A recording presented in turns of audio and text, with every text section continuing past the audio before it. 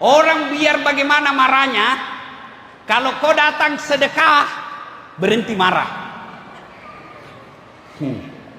Marah-marah sama kamu toh. Sudah 2 tahun marah.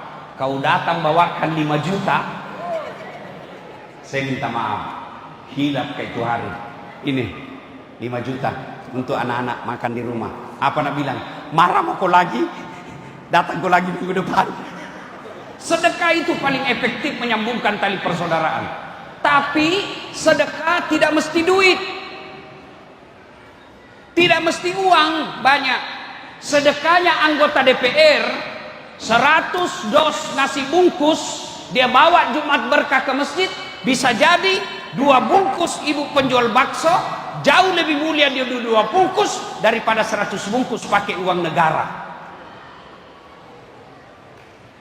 Bapak-bapak, bapak tukang gojek, penjual-jual bensin jalanan, hari Jumat bapak kasih masuk uang 20.000, bisa jadi lebih mulia 20.000 daripada 2 juta uangnya anggota DPR. Sedekah. Tidak ada orang tidak senang orang yang suka sedekah. Sedekah tidak mesti duit. Apa sedekahnya Pak Pakiri malam ini? Apa sedekahnya? Bukan duit. Sedekahnya apa? Mendatangkan dasat latif. Ustadz, saya tidak bisa sedekah duit. Saya tidak bisa sedekah mendatangkan ustadz. Apa sedekahku? Saya anggota DPR. Apa sedekah anggota DPR? Kau bukan bikin perda yang membuat masyarakat tanah Papua gampang cari kerja. Ustadz, saya polisi. Apa sedekahnya polisi? Mengayomi, melindungi, dan melayani masyarakat. Itu sedekahnya polisi.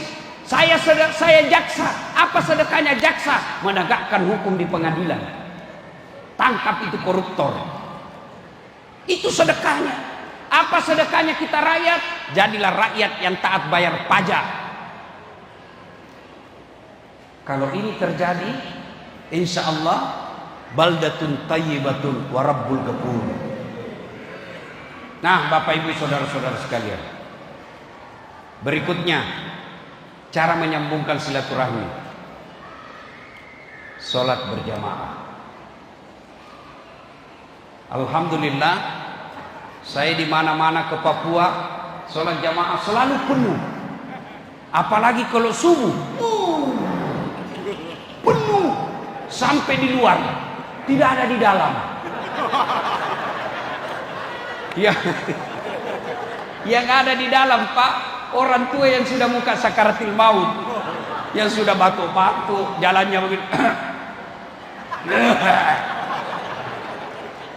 Bagaimana orang mau ke masjid, Pak? Yang asan orang tua yang sudah pensiun. Hayya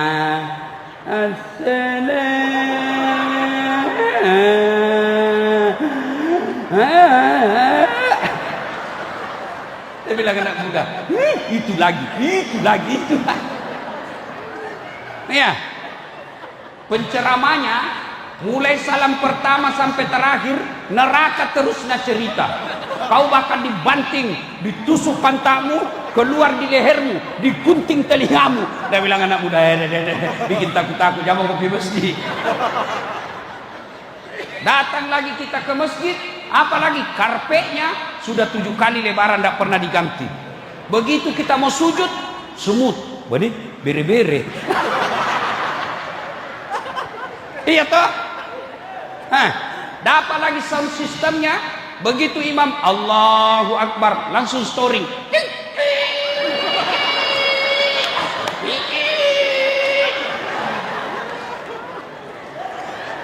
Kenapa storing? Teknologi baru yang pegang orang tua tidak tahu teknik.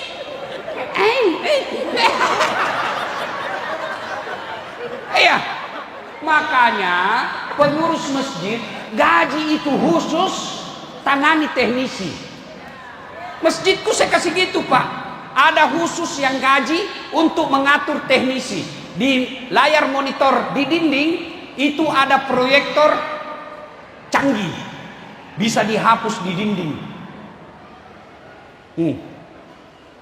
Apa nak baca imam tampil di situ. Kalau bersikir Saya gaji khusus. Tidak boleh ada masuk pegang ini, hanya dia. Ada saya gaji khusus mengurus tanaman. Ada saya gaji khusus mengurus ikan. Ada saya gaji khusus untuk AC. Dan tidak juga kita miskin. Itu hartamu di rumah belum tentu kau yang punya.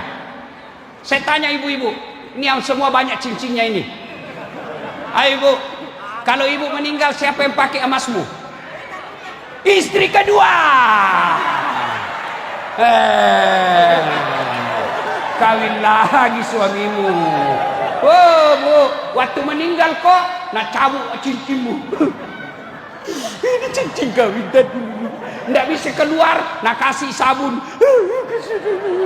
Sudah itu, nak cabut lagi gelangmu. Ini dulu waktu kita pergi umroh. Sudah itu, nak ambil lagi kalungmu. Terakhir, nak cabut cincin gigi palsumu.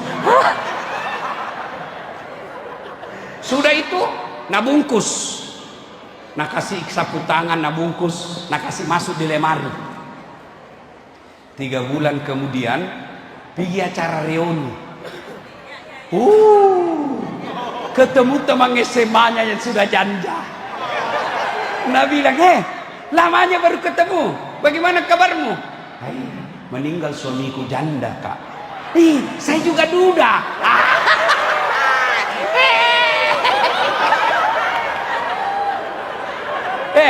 Daripada uangmu, cincinmu nak pakai istri kedua, bawa di masjid. Itulah amalmu. Tidak bisa nak ambil orang. Pengurus masjid gunakan untuk kemakmuran masjid. Sound system macet, panas. Mana anak muda mau datang? Dapat lagi imam. Allah. Ada imam suka nak balik-balik sunnah Nabi. Nabi bilang, kalau kau jadi imam, ringkaskan bacaanmu. Itu Nabi bilang. Bapak-bapak, percaya enggak sama Nabi? Percaya sama hadis? Hadis Nabi bilang, kalau kau jadi imam, kasih pendek bacamu. Ini baru imam, baru mau takbir lama memang nih.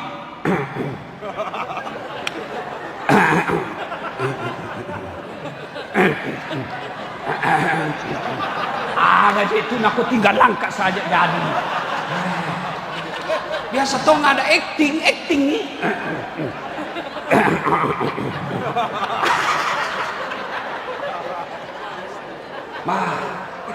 Ada anak muda malam Jumat mimpi masuk neraka, bangun tobat kita, pergilah dia sholat Jumat subuh di masjid, pulang na telepon Kak Ustaz, aliran sesat itu mesti kutempati sholat subuh.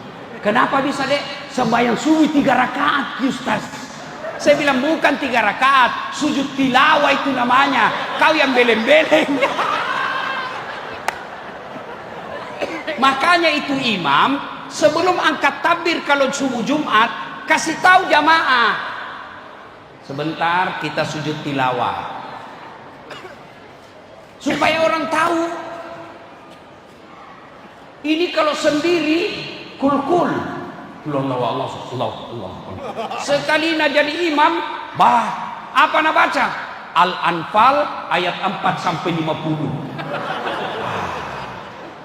Mau ikut, ndak dihafal, mau ruku, belum bisa selesai, terpaksa dibaca semua di dinding. Saldo kas, pengeluaran, bayar listrik, bayar air, gaji imam, udah dibaca semua itu. Belum selesai juga Pak Imam, kalender lagi dibaca, Persatuan Guru Republik Indonesia. Belum selesai, baju tim sukses lagi dibaca, Matius Pakiri, calon gubernur nomor urut 2.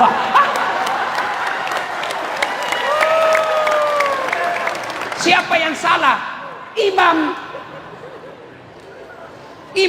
Nabi bilang, kasih pendek kalau kau jadi imam. Itulah sebabnya kalau jadi imam itu sunnah. Imam bilang salat jami rahimakumullah. Untuk apa? Lihat pasukan. Kalau orang tua semua di belakang, anak muda, jangan kau lama-lama. Kau siksa orang tua kau dong. Ada yang rematik datang. Dalam hatinya, wih lampe paga kesini ya. Belum selesai, naik lagi kepalanya, jatuh lagi ke siapa? Siapa salah? Siapa salah? Siapa salah? Imam. Yang kedua, baca yang umumnya orang hafal. Sambung. Hening suasana, diam semua orang. Tiba-tiba imam bilang, tolong sambung di belakang. Dia bilang yang di belakang, saya juga tidak tahu.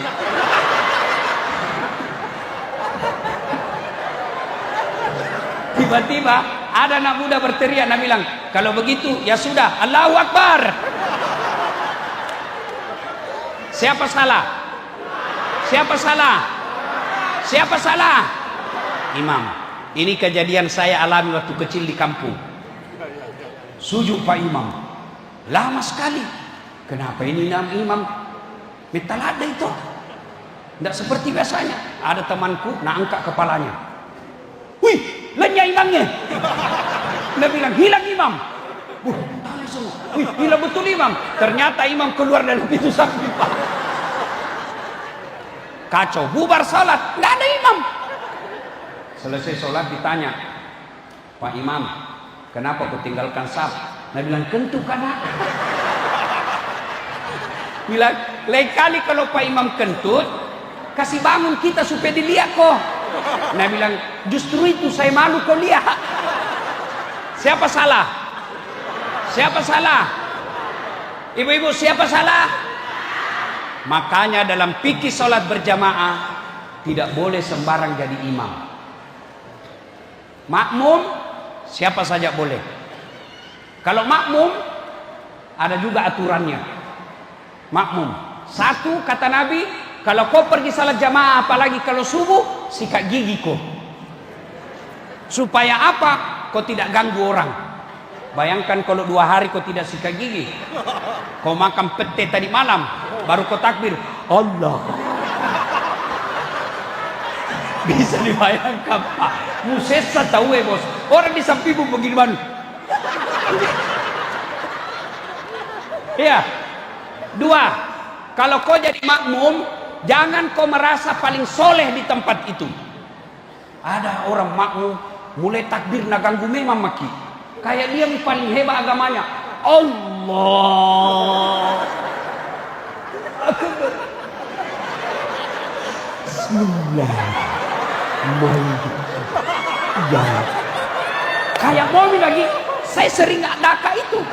Apalagi ada juga itu yang ganggu kaki kita.